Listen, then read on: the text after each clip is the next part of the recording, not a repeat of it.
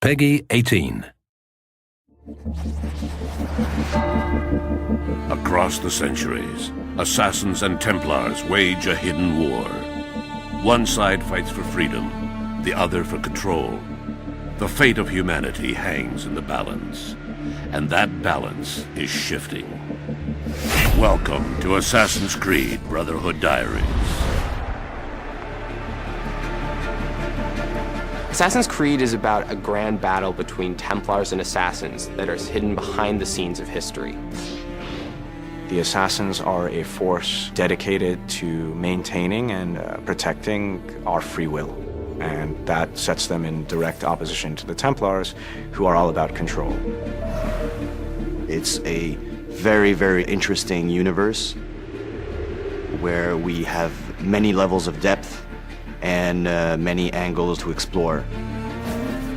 It's a totally immersive game where you get to relive amazing experience in a strong historical context.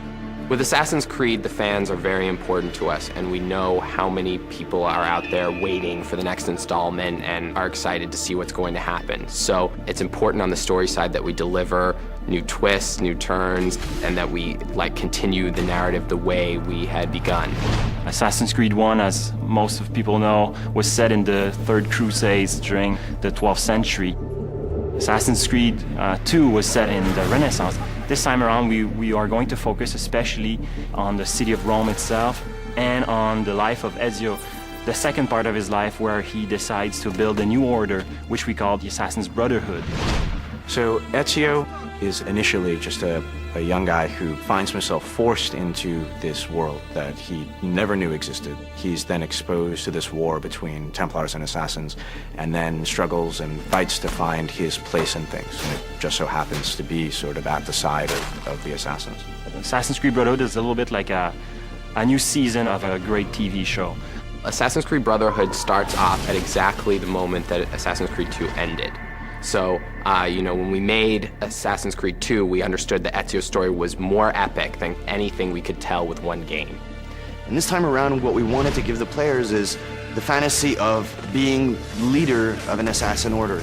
And it made sense for us to put the player in that position and have that extra responsibility of not only teaching them, but also recruiting them and molding the next generation of assassins. The player will be able to recruit new assassins, train them, and eventually send them on different types of missions.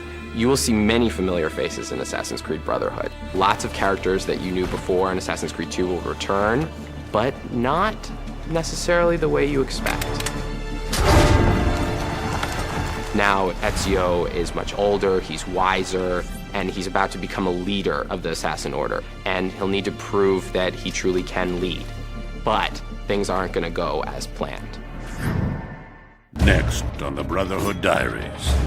We're introducing a fresh and unique multiplayer experience, so that's the first time we are doing that for the Assassin's Creed franchise. In Assassin's Creed Brotherhood, the player is going to get to actually create the Renaissance in Rome.